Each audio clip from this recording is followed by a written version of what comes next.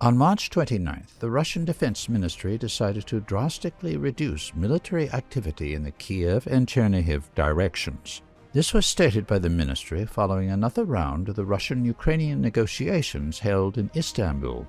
The Russian military took such a decision due to the fact that negotiations on the preparation of a treaty on the neutral and nuclear-free status of Ukraine, as well as on the provision of security guarantees to Ukraine, are moving into practical concerns.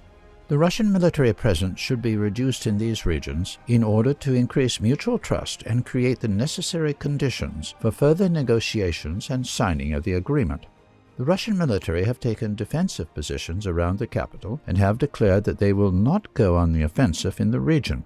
The partial withdrawal of Russian troops to the territory of Belarus was reported by local media. It's still unclear to what extent the Russian military will reduce its military activities in the declared regions, and how this will ensure the security of Russian forces remaining on the outskirts of Kiev, where the AFU grouping, supported by foreign militants, successfully prevented Russia's advance in the region for weeks. Russian troops face stiff resistance near the capital, as Ukraine also announced on March 28 that it had retaken a large suburb of Kiev, Irpin. We proceed from the fact that the relevant basic decisions will be made in Kiev and conditions should be created for further normal work, a member of the Russian delegation added.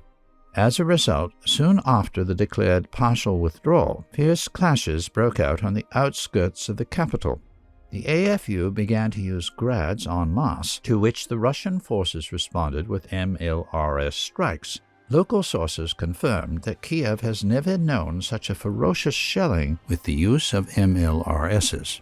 Dozens of installations were involved and thousands of rockets were fired. Fierce clashes continued near Irpin in the Kiev region. Previously, the situation in the Chernihiv region was relatively calm, and violent battles were reported much less frequently than on other fronts. After reports of the decision of the Russian command, the governor of the Chernihiv region said that attacks were carried out on the city of Nishin at night, and the shelling of Chernihiv itself continued. The statement on the reduction of military activity in the declared regions does not mean the cessation of rocket fire at military facilities of the armed forces of Ukraine throughout the territory of Ukraine. Fighting is also expected to intensify on the fronts of Donbass. Missile strikes are reported in the vicinity of Kharkiv, Kiev, and Khmelnytskyi. According to the latest data in Khmelnytskyi, the strike targeted storage facilities for fuel and lubricants and an airfield. Ukrainian resources report that Russian troops opened fire on the AFU facilities in the Kharkiv region. It's reported that about 180 Grad and MLRS missiles were fired at the positions of the AFU near the city. Escalation is also observed in the Donbass, where fierce fighting has not stopped. In the Lysychansk-Severodonetsk agglomeration, and there is no change on the front lines. Attacks were carried out on the AFU facilities in Severodonetsk, Rubishnoye, Pobosnaye, and Kremenaya. The Ukrainian side reported major clashes near the village of Kremenaya. Positional battles continue in the city of Rubishnoye in the LPR. Some progress of Russian troops was reported in the Izium direction. The Russians are coming slightly closer to Sloviansk. Meanwhile, the AFU have intensified attacks on civilian infrastructure in the territory of the DPR and LPR. On the morning of March 30th, one civilian was killed, 4 others were injured after an AFU shell hit a multi-story building in Donetsk. In Mariupol, Russian and DPR troops continue to slowly mop up the city. Another outpost of the Azov Regiment was reportedly taken under DPR control.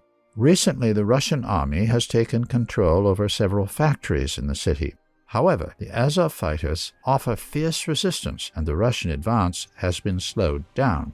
The AFU became more active in the Mykolaiv region.